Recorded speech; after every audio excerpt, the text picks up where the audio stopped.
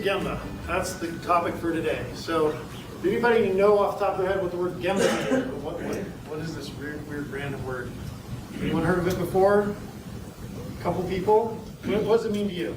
Managed by walking around. Management by walking around. So that was like back in the, I don't know, early 80s and stuff. There's some books written about management by walking around, going and just talking to people, right? Management by walking around kind of got a bad connotation because it assumed that like the leaders were out there kind of with their arms crossed, just kind of walking around staring at you and, What's familiar? you know, like, what are these disgruntled employees doing today? I better keep an eye on them, right? So management by walking around is kind of a, an approach, maybe an Americanized approach. Gemba is one of those Japanese terms that is Japanese because we pull a lot of things from the lean world, right? And lean is another term for the Toyota production system, or in other words, the Toyota approach to running a business. And the reason we emulate Toyota is because they are amazing, they have done some incredible things, and their philosophies apply very well to all of our industries, right? So we emulate them, we call it lean, and Gemba is one of the things in lean, one of the tools or principles that we try to adhere to, okay? So Gemba in America, we use an M. It's actually with an N, as in Nancy, originally. And it's just a term that means basically go and see. Go and see the place where the work is happening. That is what the Gemba is. It's the actual location where the work is happening, okay? Along with Gemba is this concept of going on Gemba walks, which is like management with by walking around. But with a little bit more structure, a little bit more purpose, and with a little bit more concept of how to manage an organization like a Toyota manager would do it. So there's some nuances that we're going to learn about today on how to do this, right? This is the short of it, right? Go and see the place where the work happens. So where is that? Where is the work happening? Somebody tell me what company you're from and where the work happens, where you come from. In the shop. In the shop. Okay, what do you do? We make bathroom surrounds. Okay, bathroom surrounds. In our assembly area, so that's where the work is being done. Okay, that's exactly right. So in the actual manufacturing floor, that is absolutely the primary place if you're a manufacturing company where this happens. Okay, where else? Production floor. Production floor? Miranda. Okay. So at Miranda, what do you guys do? We fill healthcare juices. Manufacture a lot of bottled beverages, right? Big assembly line, lots of out. You're mixing a lot of ingredients, bottling, going out. Where else? So tail end of that value stream, what comes after all the packaging, bottling, manufacturing? What comes next? Shipping. Shipping, right? So you might go out to the shipping dock, right? You might go to the warehouse. Those are other places where the work is happening. Where else? What if you're not manufacturing? Sales department. Yeah, it could be the sales department. That's another value stream in your company that most companies have, right? Where else? The research and development team, you bet. Purchasing, yeah. There's all these other like parts of your business that you maybe don't think of immediately as a Gemba or a place to go to see the work happen. But honestly, a lot of times we focus on manufacturing where the real problem in our business is our order processing or our account receivables and our customers and how we interact with them and our HR department, how we're onboarding employees. There's all these other great places in your company to find areas to improve. And a lot of times I see companies, because they're manufacturing, they focus just on manufacturing, right? Now, a lot of healthcare companies are doing lean as well, so there's other places you can go. If you're in a different industry, the nurses stations, where your team's at. You're maybe not necessarily creating a product, but you're producing a service. If you're producing a service, maybe you're a taxi cab driver, right? Any place where you're doing a service for someone, like in healthcare, that's where the Gemba is. That's where you're interacting with your customers. It's a great place to go, okay? Go to your suppliers. That's also a great Gemba place, right? Go visit those people that are providing you with goods and services and say, hey, let me see what you're doing. Let me watch your process. See if you can learn from them. Find out why they're always 5 days late delivering your stuff, right? You might learn something really important there, okay? What about just your electronics, your data? You've got file folders that might be a complete disaster and mess, right? You could go into that dark room that we call the IT department. All those guys with the lights turned off because they don't want any light to inhibit their ways, while they're gaming. coding away at the computer, gaming. Yeah, you could go there. There's all sorts of opportunity in the IT department, right? Okay, so lots of places on where to go. Let me tell you why. Why do we have to go to the Gemba? Why is it important? Should be looking at your KPIs and making necessary adjustments. Yeah. You got to go and look and see. You got to go understand what's actually going on. Looking for your KPIs is absolutely one of the things we're going to talk about. I'm going to give you guys 10 things you should do today when you go on a Gemba Walk. So we'll get there. But before we get there, I'm going to tell you why. This is an actual conversation that happened several years ago when one of my boys was a lot younger that really points out why you have to go to the Gemba. So this is a conversation. My wife, you got a picture of this. She's in the bathroom. She's getting ready. She's leaning over the counter. She's putting on her makeup, right? And my kids are trying to get ready for school. And my wife's yelling at them, and she says, "Go get your underwear on." You know, my 4-year-old's running around naked. What's going on? Go get dressed. Go get your underwear. My son comes back into the room, and he's like, "These are me undies." And my wife's like, "No, that's not how you say it. You say, 'These are my undies.'" And she's trying to help him. And he's like, "No, these are me undies." She's like, "No, that's not how you say it." She's giving him a little lesson right there. She's like, you have to say, "These are my underwear." Don't say "me undies." That's not proper English.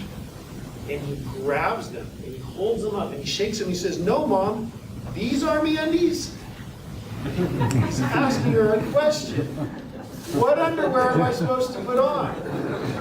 At which point, my wife, sensing his frustration, looks up from the counter and says, "Oh, these army undies. Yes, put on those army undies. Those are great. Put those on." Right?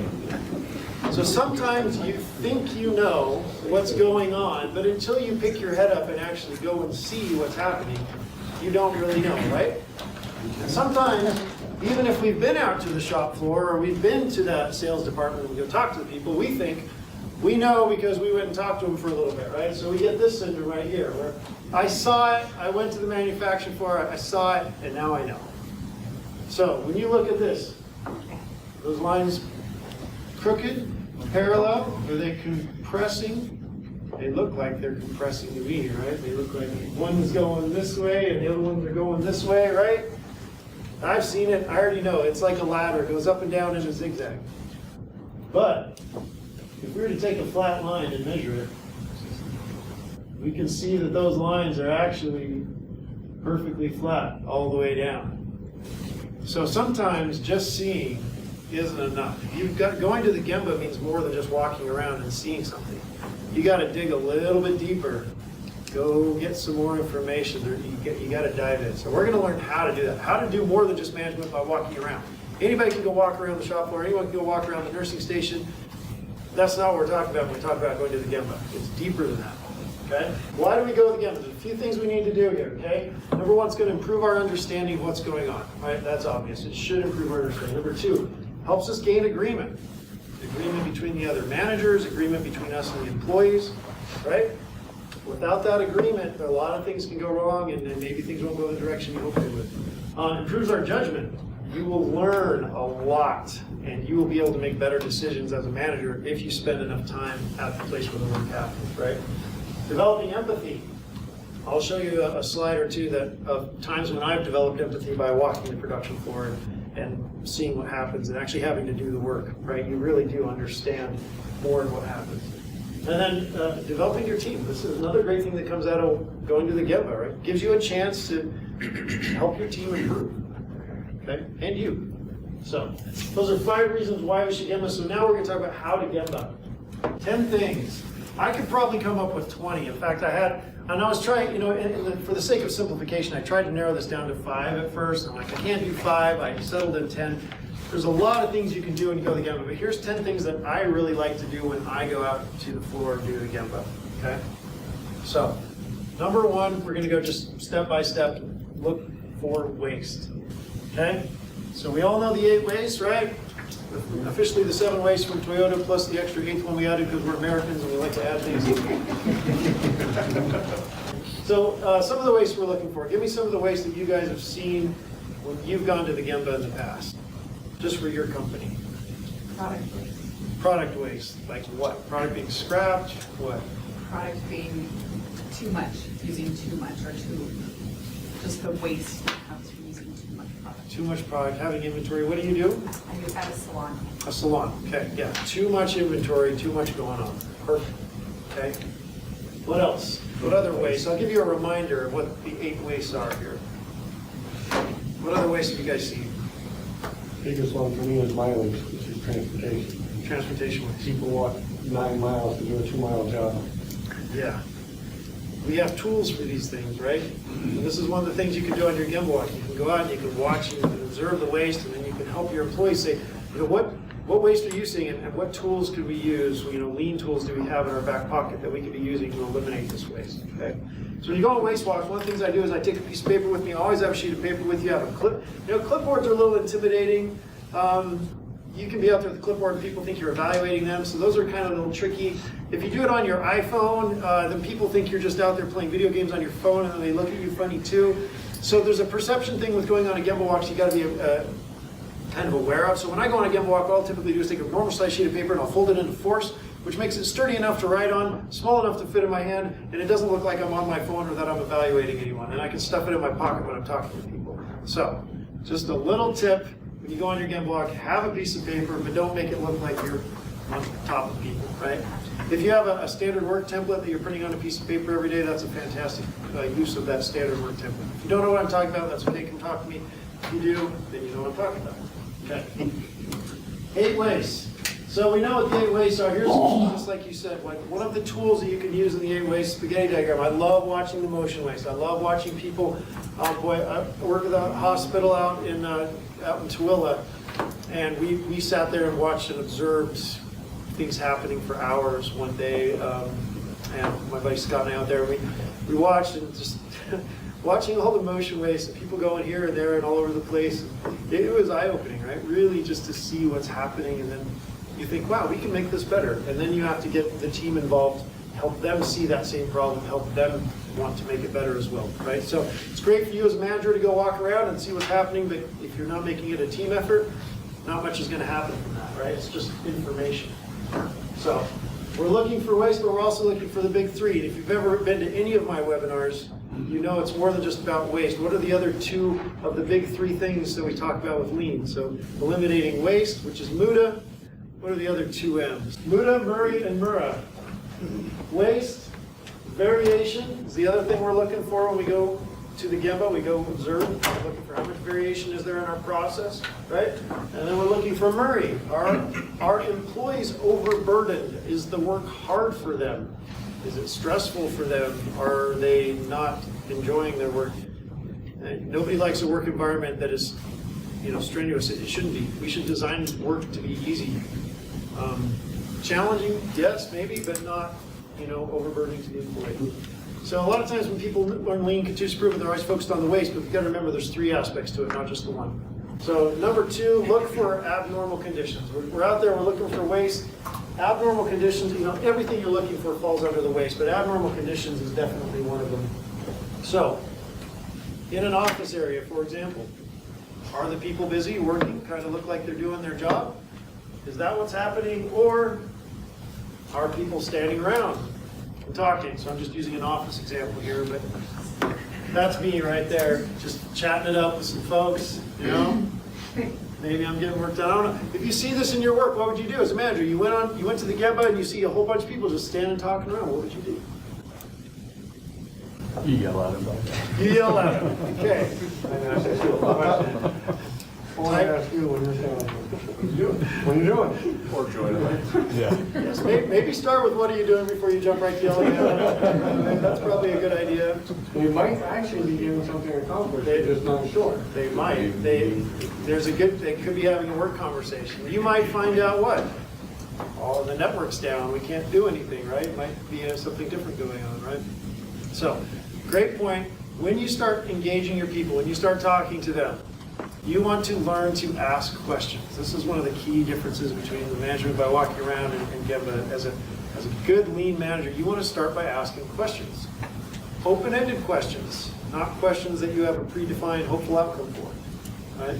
So you're going to go up to this team of people and you're going to start and you're going to say, number 1, make sure you have a relationship and a rapport with these people. Hey, how's it going? How's your day? How's your weekend? Go ahead, get to know them a little bit. It's okay, right? It doesn't all have to be about work right away. And then you're going to say, how are things going today, right? Not, you know, how's that one project right there that I know you had due today? You know, don't go right there right away. Ask them, how's it going? What are you doing? What are you working on? Tell me, you know, what sorts of challenges you're having. Asking open-ended questions is a good way to make sure that your team feels like you're actually listening and that you care, and you want to make sure that you are actually listening and that you do care, right? And that's something that we have to kind of coach and teach ourselves as we practice these things. Okay. We're looking for abnormal conditions in step 2. So this is a picture of my office several years ago, long time ago, and it's supposed to look this way, right? So this is actually my 5S poster that I have outside my office that says this way my office is supposed to look. So if you come in and it doesn't look this way, something's wrong, right? So in order to see abnormal conditions in your work, you have to have standards in place. So when you're going on your Gemba walks, if you're walking through your shop floor or your office and you don't have any standards posted, it's really hard to tell if it's a normal condition or an abnormal condition, because it could look like anything and anything would be okay, because we don't have a standard. So you can't really do an effective Gemba walk if you don't have standards that are visual. You talked about metrics before. Your metrics are visual and posted. The way the place should look, 5S is visual and posted, right? The way things are supposed to run is visual and posted. You're trying to compare what you see with the standard. That's a key component of any good Gemba walk. If you don't see the standard, then what do? Maybe you fix it. Maybe you go talk to your team. Why is the standard not being followed, right? But if you do see the standard, you go out and it actually looks like the standard. You walk into my office, it actually looks like that. Either A, I haven't been there for 2 weeks, which is a good probability, right? B, I'm not doing any work, so it's just nice and tidy. Or 3, I actually tidied up before I left like I'm supposed to. So. Number 3, go talk to your employees and capture their ideas, okay? So this is a key part of getting ideas for your team to improve, right? This is what we call the voice of the process, right? There's voice of the business, voice of the customer, voice of the process. We're going to go try to get the voice of the process. One of the good ways to do that is to actually just engage with your team, right? So we're engaging with the team, we're talking to them. I'm going to tell you a story about a company up in Logan called Innovar. A good friend of mine, Mike, was working up there. We went up there to do some greenbelt training and get their team all ready to go. And I wanted to go out to the floor and I wanted to talk to people and see what the culture was like. So I go out and I'm watching and I'm looking for what's normal and what's abnormal. And I see this production. These guys manufacture electronics, right? Little circuit boards on these big manufacturing lines. I go out and I see that line's running. I see that line's running. I see this line over here's not running. And I see 3 like older looking guys that look, gray hair. They look like, I don't know if they were short because management had just been beating them down for too long, but they're just these 3 little short dudes, and they're over this machine, look a lot like this machine right here, and they're hunkered down, they're working. I'm like, something's wrong here, so I go walk up to him and say, what's going on? And the guy's like, now who are you? I have no rapport with this guy, he's never met me in his life. And so I try to talk to him, like, how's it going? I'm working. What's wrong with the machine? Well, this and this happened. Okay, great. I want to dig deeper. I want to know, how often does this happen? How often are you working on the machine like this? Right? I want to know if we have a systemic problem. So I started asking questions, and the guy is just like trying to blow me off, right? He's literally like, he's in the machine, I'm standing behind him, he's got his back to me, and he's working in the machine, and I just keep peppering him with questions, like trying to get an answer. He's trying to give me like one-word answers, like, yep, no. So finally, like, he realizes I'm not going away. So he like does this. He's like on the machine, he looks up at me, and he kind of gives me a shoulder. He's like, okay. I'm going to face you now, and I'm going to talk to you just long enough for you to really, hear me, and then you're going to go away and I'm going to get back to work. And I realize this guy's got a job to do. He's probably being timed on how fast he can get the machine back up and running. But I wanted to see if I could really understand the situation. And to do that, I've got to talk to him. So I started asking him questions. I said, does management know about this problem? And he's like, well, they kind of do. And then I said, well, okay, when was the last time you actually met with management to explain that how big this problem is? He's like, well, and then I triggered something, right?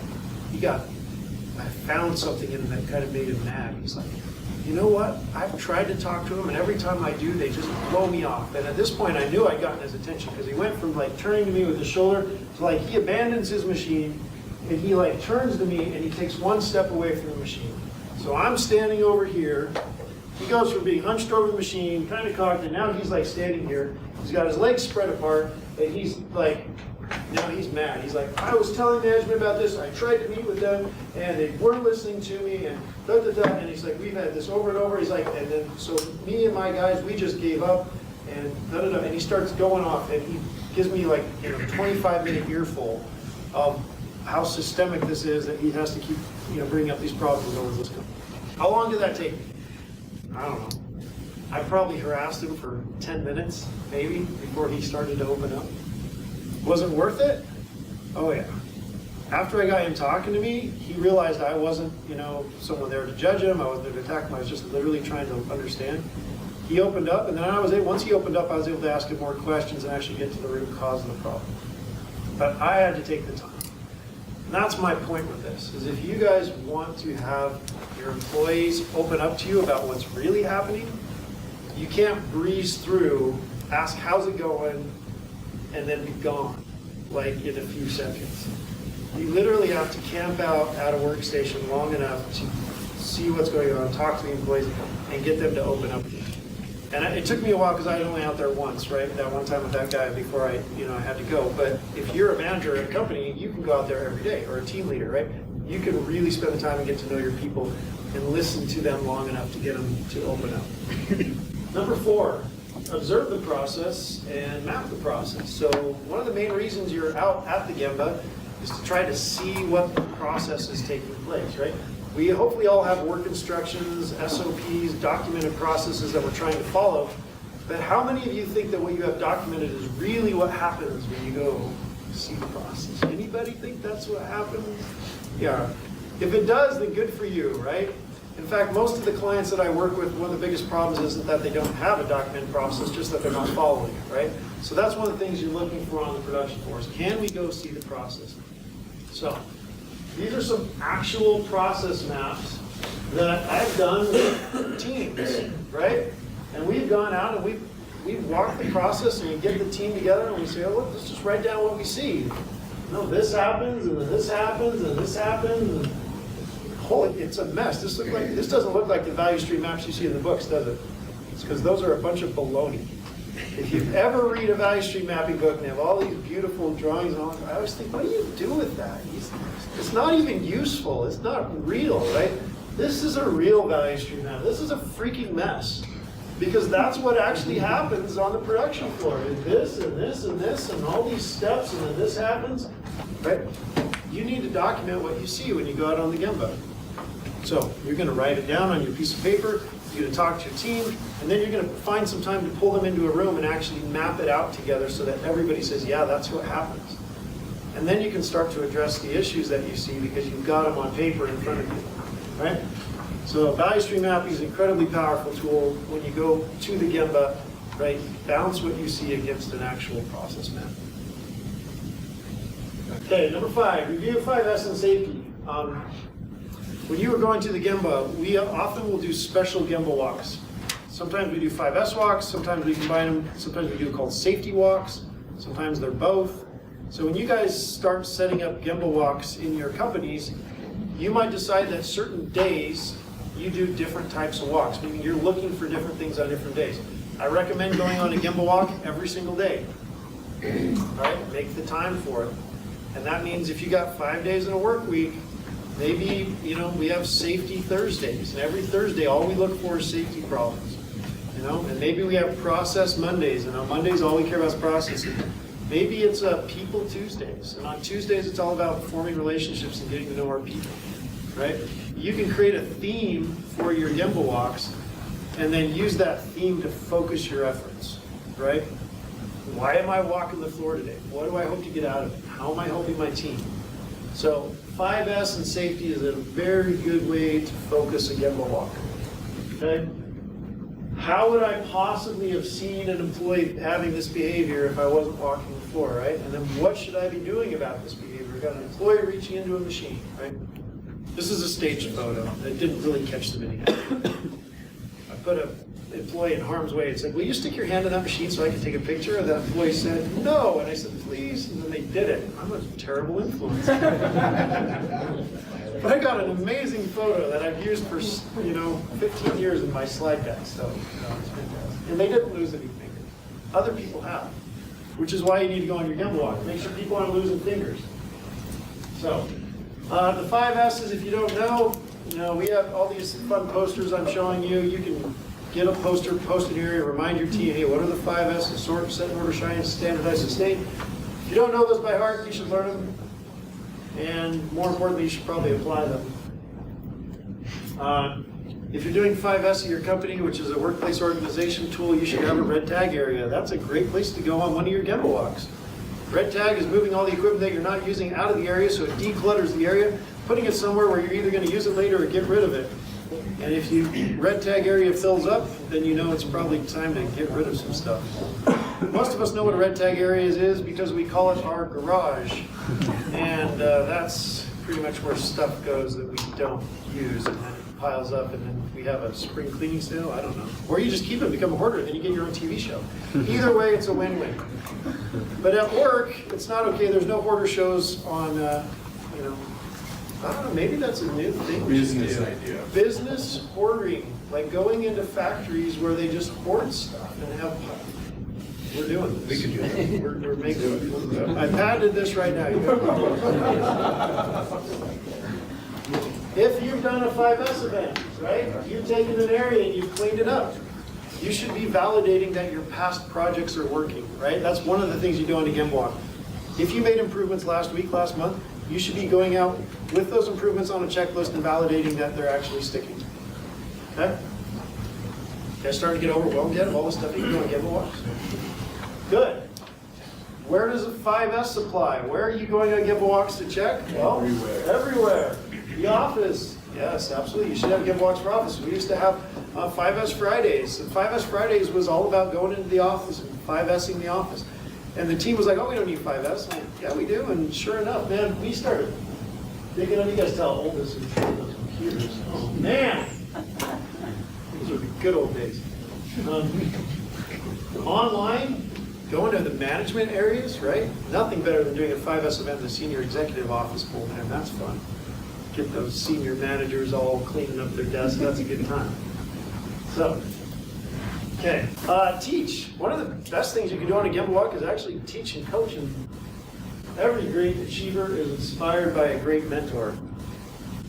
Boy, oh boy, there's a full day of training, I think, on becoming a good mentor, which may be one of the best things you can do with your life. If you know anything at all, you should be mentoring somebody under you and helping you, right? Mr. Miyagi, world's greatest mentor, taught you how to paint fences, never told you why, catching flies, right? But what did Mr. Miyagi eventually come around to doing with Daniel's son? Right? He taught him some tools, right? So what are some tools that you can teach? He taught him, to do this and to do this, right? What are some tools you can teach your team? You teach them how to do fishbone diagrams on a Gemba Walk? Teach them how to do 5 whys, root cause analysis? Teach them how to do standard work, 5S area, look for safety opportunities? If you walk your factory floor and you see a safety opportunity and you don't grab the employees together and ask them, hey, do you guys see any safety hazards here? And if they don't see it, you help point it out to them. If that's not part of your Gemba Walk, then you're wasting your time. You shouldn't be gathering information for you. You should be helping your team see what you see. Right? So teach them the tools. When you're out there, man, mentor your team. Help them, adopt the stuff that you're wanting them to pick up on. Okay? Oh boy, now we got animation here. That's terrible. All right. Another thing that you'll learn is when you go out and talk to your team and you're trying to teach them, you'll find out what they really think. Hopefully, if they open up to you, you can spend enough time with them. So here's an actual quote from an actual factory manager that I had in one of my factories. All right, I hope you're laughing at my quote. That's pretty funny. Yeah. Continuous flow is great, but at month end, we need to run as fast as we can to get product out. This is a senior manager. This is somebody that should get the lean philosophy, that continuous flow is the best way to run all the time. But his mentality was, yeah, all this lean bleepity bleep is fine, but when it's time to really run, we're going to throw all that out the window and we're just going to do whatever the heck I want to cram product out the door, right? And I know I've seen this attitude displayed, but for somebody to actually verbalize what I was always thought that maybe they thought, it was fantastic. So this was a good teaching moment, right? This is where we say, well, you know, but do I just cram it down their throat? You know, this is why you have to do continuous flow. No, you can't do that because it's not going to work. You say, well, what is it that you don't like about the continuous flow that you know thinks, because clearly he thinks it slows him down. What is it that he thinks slows him down? Well, you know, we can only put 2 pieces of whip here, and when we're running, you know, if that machine breaks down, we got to keep running. So we, you know, this machine has to keep going. And so you get a chance to have conversations with people about what their beliefs are and why they think certain things. You know, people aren't dumb, but they have different assumptions than we do. And so if people have different assumptions, it's a good time to align, right? Why do you think that way? Why do I think this way? Where, you know, and I could be learning something too. Maybe you do need a little bit more whip there because that machine goes down quite a bit. You know, that's okay. So we can learn when we talk to people. Number 7, do the work. When you go to the Gemba, if you are just observing, man, are you the stereotypical manager? Management by walking around, yeah, you guys are doing a good job, keep it up, work hard. No, man, you've got to dive in and do the work, because until you've actually done the work, you don't understand. You know, they say the best employees have grown up through the ranks of the company and they've done every job in the company. Sometimes I don't have that luxury. I go into a lot of companies and I haven't done every job. I worked with a big shoe manufacturing company. I never made shoes before in my life. But you know what I did when I got there? I tried to make a shoe, and I cost that company some money in scrap parts because I tried to make a shoe. You know, I screwed up the leather and messed up the sewing machine, and boy, I did all sorts of things wrong.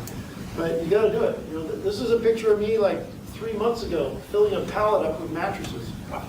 What did I learn from that situation? Well, I learned that it's not as easy as it looks. And I learned that those things are super heavy. And you know, I learned that the employees maybe have the parts situated in a way that maybe not optimal. We can move things around. Tons of things we learned. And from going out and doing the work, you can make changes to the process with the team, get their input and ideas, and say, yeah, wow, this process you do really stinks. You know, got any ideas on how to make it better? And they'll be like, yeah, I do have some ideas actually. Now that you asked, let's make some changes, right? So, number 8. Reviewing your Huddle boards. If you don't know what a Huddle board is a place where you have your morning stand-up meeting, which has all of your metrics, projects, ideas, attendance. This is an example of a Huddle board. This guy's standing in front of the Huddle board, talking to the team. Huddle boards are meant to facilitate a meeting. That meeting is meant to facilitate the understanding of data so that you can improve. If you don't have standards, like we talked about before, you can't hold people accountable to the standard. So if you don't have a target for your throughput, you can't hold people accountable to it. If you're not reviewing it, that's tough, right? So, this is my buddy Christopher down at Mighty Light, down in Orem. He's standing in front of one of their Huddle boards, one of their boards that has all their data, right? So some things that you have on your Huddle board, you've got your key performance indicators, you've got hopefully some employee ideas and projects that you're working on, maybe company communications. This is all information that should be in front of your team. When you go on your Gemba Walk, you can attend those meetings. That counts as a Gemba Walk. Go to that morning stand-up meeting, see how it's going. Talk to your team, go to the board and say, you know, I noticed that you haven't been updating your metric. Why is it not updated? You know, how can I help you? Help hold your team accountable. Just so you don't think Christopher's up there alone doing it himself, this is Steve. He's also leading the meeting. So when you have those Huddle board meetings, those stand-up meetings, it's not meant to be a manager who leads the meeting. Every employee gets a turn, right? As you go through the weeks, every employee takes turns leading that meeting because everybody should be able to speak to the data and talk to it just as well as a manager. That's one of the key differences in a lean approach is that everybody's involved. How many people do feel like their stand-up meetings are happening well every day, doing well? Scale of 1 to 10, who thinks they're a 10? Come on, somebody out there thinks they're doing really good. How about middle of the road? Any 5s think you're doing pretty good? 7.5. Yes, excellent. All right. Anybody just getting started with their stand-up meetings? KPIs, metrics, yes? So you work in a salon. We're going to have to talk because I'm really interested. Like, what are the metrics? How do you measure performance in that environment? Yeah, that's a good question. and drive change, right? Yep. Because there are metrics, right? Customer satisfaction is huge, right? Quality. We have standards and processes just Yep. the same way that big companies Yes, you do, absolutely. Are people following the process, right? I tell you what, there's nothing, you know, you go into those restaurants like Cafe Rio, right? They don't do this as much anymore, but we used to walk into Cafe Rio, it was like, hey, welcome to Cafe Rio. You know, when you order something, they yell at you in Spanish, right? That's the thing, right? They have a standard process. That's what they do. It's their culture, right? And that's what you're trying to get. You're trying to get a standard in place that this is just what we do as a company, right? We don't deviate from it. And the way you get that culture, those standards, is you've got to reinforce it every day through your Gemba walks, through your conversations. Okay? Culture trumps process. I don't know if you guys have ever heard that before, but you can train people at Cafe Rio that in a work instruction that, you know, you're supposed to say hi and you're supposed to, you know, yell out black beans and whatever, you know, free meal. And you can train people to that and have work instruction, but if the culture is, you know, they walk into work every day and the manager's like, we don't really do that. That culture will trump that process. So if you guys think that by documenting your work instructions that you're going to win, you're not. The documented standard work and all that stuff is great. You need it for ISO. Nobody ever looks at it. Your culture is what matters. You've got to create a culture where people do the things you want them to do, and the reason they do it is because it's what we do, and the reason it's what we do is because you're out there doing it with them every day as part of your Gemba walks. Leadership stand work, leaders at the boards, looking at the data, talking about it, gathering employee ideas, right?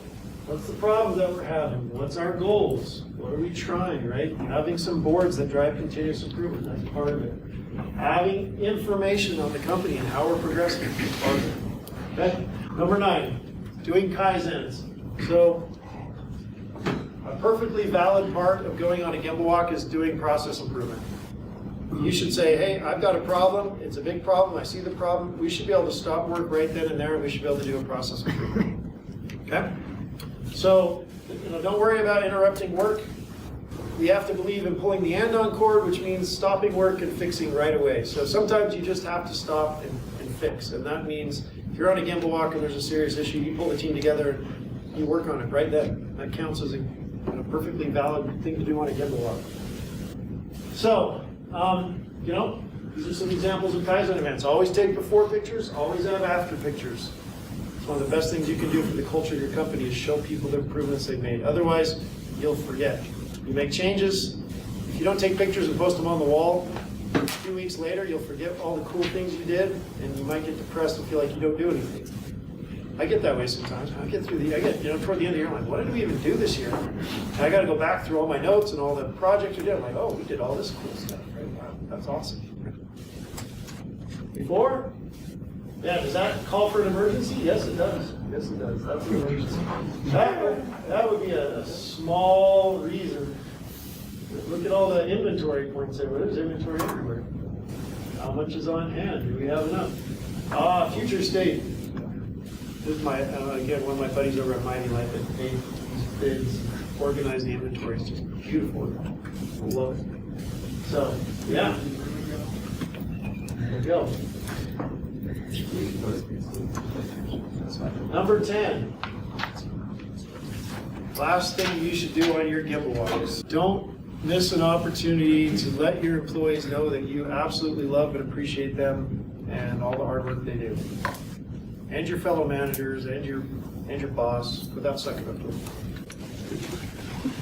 When I go on a Gemba walk, one of the best things you can do on a Gemba walk is you can look for what people are doing well. In fact, you can dedicate one of your Gemba walks to just being a thank you walk, where you just go around looking for what people are doing right and saying thank you.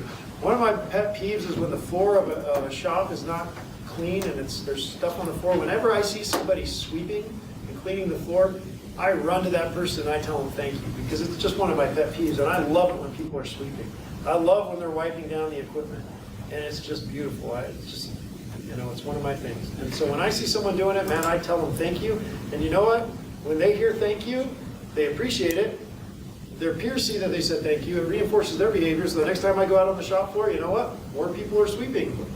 Why? Well, they know CEDRO's coming out, and CEDRO likes it when we're sweeping, so we're going to sweep more. Hey, and if that's the behavior I want, then there's nothing wrong with that. It's fantastic. So reinforce the behaviors you want. That's what thank yous do. They reinforce behavior. What do we do with our kids? Your kid comes home with good grades, what do? You tell them, give them a little smack. Don't ever do that again. No, we say thank you. You're awesome. You're amazing. And what do? It motivates them. They want to do more, right? You clean up your room, tell them thank you. They want to do more, okay? Same thing with your employees. Give them a little bit of gratitude and watch what happens. Man, they'll feed off it. Be genuine about it, right? Reinforce the things that you think are awesome. This is something that we've done, I've done in any company I've had a chance to work with long enough to implement. We do a continuous improvement fair, which is where people get together and they take all the projects and good things they've done, they get to showcase it to the whole company, and everybody walks through and gets to look at all the projects that the different areas are doing. And small company, big company, doesn't matter. Set aside a time once every quarter to let people put together a summary of what they've done that's been awesome this quarter and show it off, and then make it fun. Give out prizes, play music, have free lunch, bring in pizza. But give people a chance to show off the improvements they're making, because that's going to reinforce more improvements next quarter. So Plexus, this is one of the companies that I worked at for 6 years. And when we first started there, the first couple of years we didn't have this. We just kept trying to do projects, but we weren't really rewarding people for the projects publicly. And then we started doing this. We started doing this continuous improvement fair. And people started getting rewarded, and the management would see what they did, and they got to tell all their friends about all the cool stuff, projects, and continuous improvement that they made. And the first fair we had like 6 projects. I kind of had to force people to do it. And it was really fun. Those 6 teams got rewarded. And we gave them some cool swag and stuff, and they got some recognition. The next quarter, we did it again. We had like 12 projects. Quarter after that, we had like 30 projects. Quarter after that, we had like 60. We got to the point where we had to tell people, you have to pick your top 3 projects, because they had so many cool projects they wanted to tell everyone about that we couldn't fit them all in the lunchroom. That culture grew, and there was a lot that we did to grow that culture, but one of the main things we did is we started thanking people for the good work they did. Give them prizes, give them little pins, give them movie tickets. Man, spending $5 on a Starbucks gift card will buy you more goodwill with your employees than you would ever imagine. So just hand that stuff out freely, right? Don't hold back on the gratitude. When you go on your Gemba walks, every time I walk before, I have a stack of $5, $10 thank you cards in my pocket. Starbucks gift cards, any other Subway, whatever. When I go to the employees, I see them doing something good, like sweeping the floor, I just pull out the gift cards and I say, pick one, Take whichever one looks good to you, and they grab one, and they love it. It doesn't cost you much money, and it will pay huge dividends for your company. What you're going to do is, whether you're a leader or an employee, you have a role in the Gemba Walk. If you're a leader, you should schedule your Gemba walks once a day. Okay? 15 minutes, 30 minutes, however long, an hour, however much time you can make. Schedule your Gemba walk every day, go see what's happening. Okay? Have a piece of paper with a purpose in your pocket. Say that 5 times fast. Fold it up, take it out, go take your notes, have a purpose for your Gemba walk. Make sure you're talking to your employees. You are looking for what are the standards, and are the standards being followed, right? That's what you're looking for, mainly when you go on a Gemba walk. Okay? That's your job as a leader. As an employee, you have a role in the Gemba walk too. You own your area, right? How's my area? Is my area presentable? Am I following the standards, right? Am I communicating problems I'm having up to my managers? If my manager isn't coming around for a Gemba walk, why don't you manage up and say, hey, I noticed you haven't swung by my area lately. I'll tell you one thing that happened when I was working at Plexus. At first, when I started doing Gemba walks, people thought it was weird. Like, why is CEDRO walking through my area? Why is he talking to me? Leave me alone, I got work to do. But I was persistent, I kept coming back week after week, day after day. And I'd have different factories that I'd visit on different days, right? So one factory number 3, they knew that I came by on Thursdays. And so when I went to factory 3 on Thursdays, I talked to people, and eventually they got used to it. To the point where if I didn't show up, I would hear about it. I would go, and the factory manager would be like, hey, my team was asking why you weren't there this week. And then I'd have to come up with a really good excuse why I missed my Gemba walk, because they wanted to talk to me. They got used to telling me what the problems were, and they wanted to know why I wasn't there that week. That's where you want to get. Get in that rhythm where you're so consistent, your employees are like, man, if you don't show up, they miss you. Okay, what is Gemba not? This is the opposite of Gemba. So if you find yourself doing this and it's been like 4 hours, Not only is that bad for your circulation and health, but it's bad for your team. So get up out of your chair, set an alarm, go walk around, and talk to them. That's my goal. I want you guys to be successful. I want you to go out and win, right? So make a note or a goal for yourself. When you leave this, say, I'm going to do something differently. What is it? Write it down and go do that. Whatever it is, one simple thing. That's how we get better, small improvements.